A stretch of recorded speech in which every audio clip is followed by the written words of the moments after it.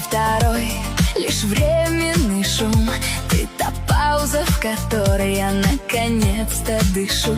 Ты видишь трещины там, где другие видят гранит. Твой голос лечит то, что у других годами болит. Не нужно лишних движений и громких клятв. В твоих глазах ответы, что важнее любых наград.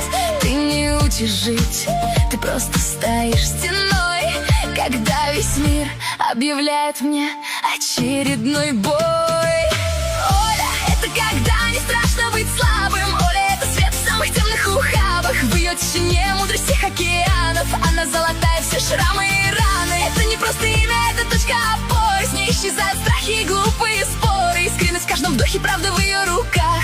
Оля, это вечность в коротких словах.